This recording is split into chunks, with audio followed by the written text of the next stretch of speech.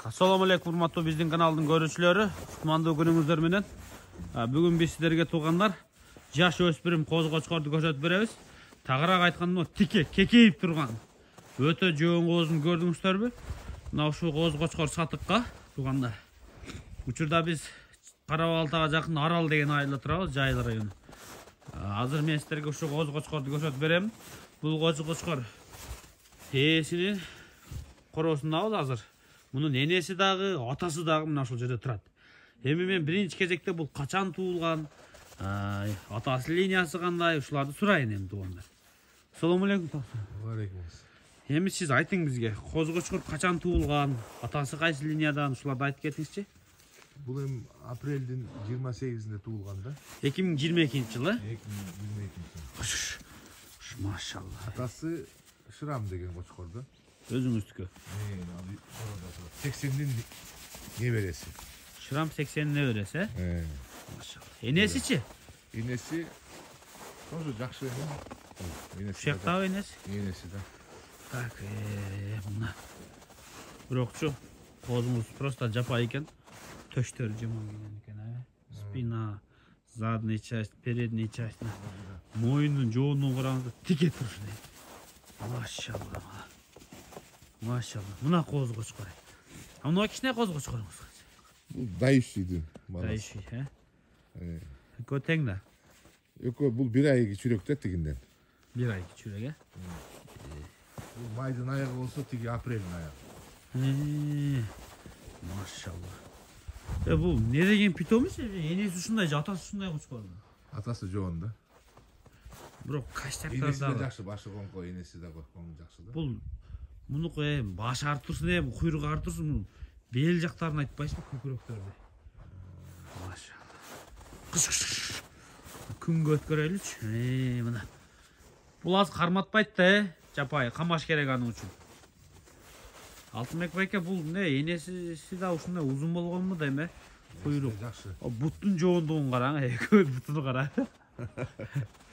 Эми Алла бергени болот эми, бирок Алла улугзат ушундайларды бере берет да, туурабы? Бүтүн ара.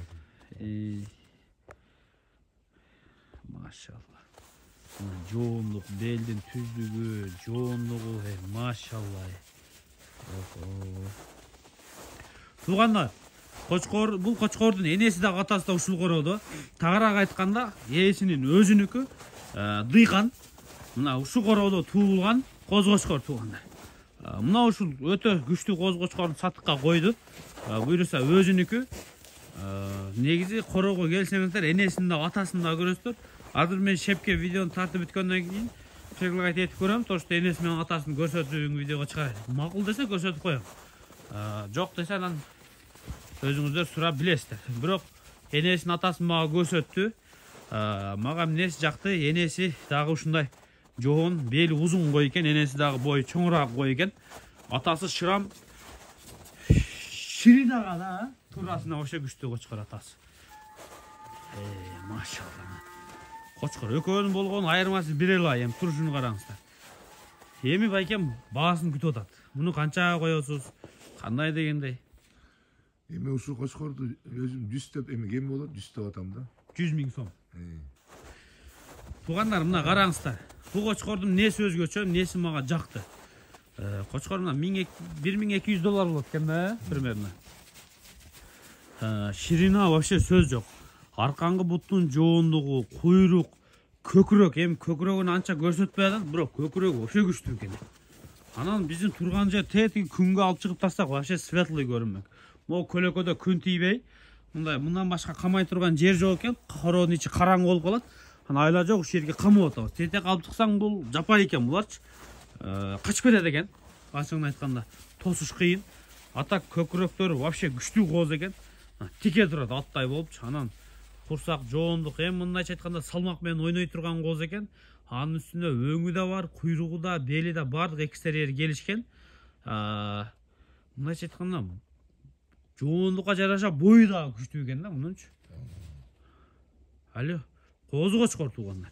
Апрель 28-inde 1 жаш болот дейт. Буюрса июньдарга барып тишерат экен, 1 жаштан өтүп. Машалла, мына. Алдынан караганда атасына окшош экен, баш жагынан караганда. Шырам деген кочкор, мен билем, кочкорду көптөн бери көрүп жүрөм. Бул кишибизде 2 кочкору бар эми. Шырам анан легенда деп 2 кочкор. Ушу короодо турат, производитель. Машалла. Ушу жакшы коз кочкор менден сурап жүргөндөр, мага чалбай эле кандай экен дебей эле өзүңүздөр көрүңүздөр. Менин жеке оюмду айттым. Мага экстерьер эмне көрүндү? Куйрук вообще күчтүү. Ушунчалык салмактуу болсо да көтөрүлүп турат. Анан куйрукту ушунчалык салмактуу көтөрүп турган артканкы буттары вообще жоон да. Анан кардан туяк көрүнбөдү, жана камалып турган жерде көрдүм, туяктар да чоң экен. Анан бел түз, ширина бар. Мага чалсаңыздар деле ушул оюмду айтам. Көкүрөк вообще күчтүү экен. Ал жерден качып көрүнбөдү, жана кичинекей клеткада өсүп турат экен. Ал жерде мен баягы көргөм көкүрөктөрүн. Анан гарбаноз, кулакты көрдүңүздөр. Бардык экстерьери өзүнө жарашат. Өңү светлорыжий, мына күн тийген жерге чыкты, көрдүңүздөр. Бирок жүнү вообще кыркылган эмес экен, а? Кыркылган жок.